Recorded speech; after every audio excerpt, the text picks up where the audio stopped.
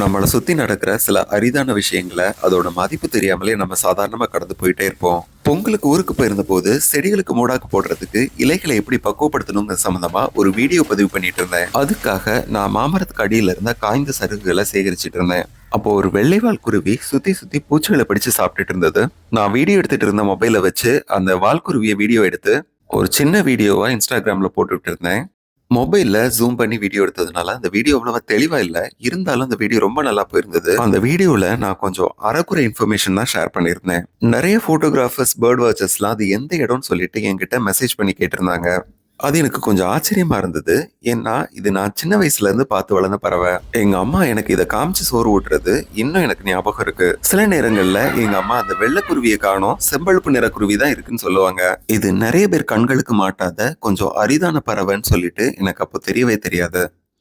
எங்க தோட்டம் குளத்து பக்கத்துல இருக்கிறதுனால மைக்ரேட் ஆகி வர்ற பறவைகள் நிறைய வரத்தான் செய்யும். ஒரு சீசனுக்கு இருந்துட்டு அது போயிடும். ஆனா இந்த பறவையை பொறுத்த வரைக்கும் நான் எப்பவும் பார்த்துக்கிட்டு இருக்க மாதிரி தான் எனக்கு நினைவு இருக்கு. இது மலைப்பகுதிகளில் தான் இனப்பெருக்கம் செய்யும்னு சொல்றாங்க. ஆனா இதோட கூட்ட குஞ்சுகளோட 2020ஆம் ஆண்டுல எங்க தோட்டத்துல இருக்கிற குளத்தாங்கரை பகுதியில நான் பார்த்திருக்கேன். அந்த பறவைகளை கிட்டத்தட்ட 35 வருஷமா தலைமுறையா நாங்க பார்த்துட்டு இருக்கிறதுனால எனக்கு அது பெரிய விஷயமாவே தெரியல.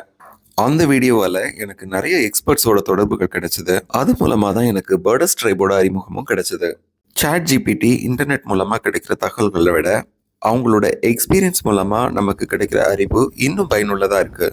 எனக்கு ஏற்கனவே தெரிஞ்சிருந்த பறவைகளை பத்தி இன்னும் அதிகமா தெரிஞ்சுக்கிட்டதோட புது புது பறவைகளை புது புது இடங்கள்ல பாக்குறதுக்கு வாய்ப்பு கிடைச்சது. சென்னை சுத்தி இவ்வளவு இயற்கை எழில் கொஞ்சம் இடங்களான்னு சொல்லிட்டு ஆச்சரியப்படுற அதே நேரத்துல அந்த இடங்கள்ல காணப்படுற சுகாதார சீர்கேடும் மக்களோட பொறுப்பற்ற தன்மையும் என்ன ரொம்பவே யோசிக்க வச்சுது. சுற்றுச்சூழல் பாதுகாப்புங்கிறது மரம் நடுறது மட்டும் இல்ல, நம்ம சுற்றி இருக்கிற உயிரினங்களோட வாழ்க்கை முறையை தெரிஞ்சுக்கிட்டு நம்மளால முடிச்ச வரைக்கும் அதுக்கு எந்த கேடும் வராம பாத்துக்கிறதும் தான். உங்களுக்கும் பறவைகள் மேல ஆர்வம் இருந்ததுன்னா எங்களோட Facebook, இன்ஸ்டா பேஜஸை ஃபாலோ பண்ணிட்டு எங்களோட ஈவெண்ட்ஸ்லயும் நீங்க கலந்துக்கலாம்.